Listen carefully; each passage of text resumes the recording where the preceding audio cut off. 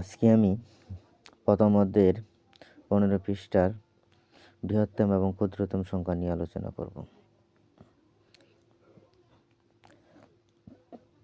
আমরা জানি এক অঙ্কের বৃহত্তম সংখ্যা হচ্ছে 9 এবং ক্ষুদ্রতম সংখ্যা হচ্ছে 1।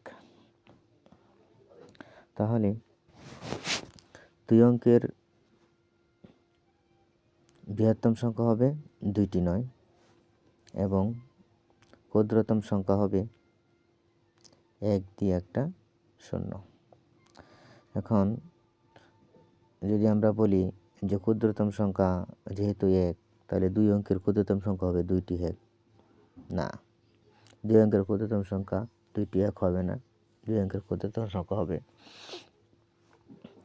একটা 1 দিয়ে পরবর্তীতে একটা 0। ঠিক তদ্রূপ 3 অঙ্কের বৃহত্তম সংখ্যা হবে 3টা 9 এবং 3 অঙ্কের বৃহত্তম সংখ্যা হবে ক্ষুদ্রতম সংখ্যা হবে 1 দিয়ে 2টা 0। 4 অঙ্কের বৃহত্তম সংখ্যা হচ্ছে 4টা 9 এবং 4 অঙ্কের ক্ষুদ্রতম সংখ্যা হবে 1 দিয়ে 3টা 0। ঠিক তেমনি 5 অঙ্কের বৃহত্তম সংখ্যা হবে 5টা 9, 5 অঙ্কের ক্ষুদ্রতম সংখ্যা হবে 1 দিয়ে 4টা 0। 6 অঙ্কের বৃহত্তম সংখ্যা হবে 6টা 9 এবং 6 অঙ্কের ক্ষুদ্রতম সংখ্যা হবে 1 দিয়ে 5টা 0। ঠিক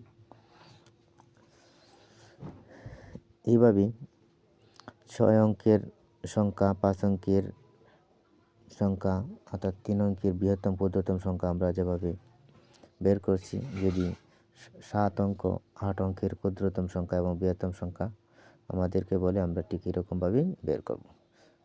যেমন যদি বলি 8 অঙ্কের বৃহত্তম সংখ্যা, 8 অঙ্কের বৃহত্তম সংখ্যা হবে 8টা 9 এবং 8 অঙ্কের ক্ষুদ্রতম সংখ্যা হবে 1 দিয়ে 7টা 0।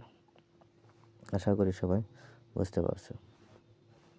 সবাইকে অসংখ্য ধন্যবাদ।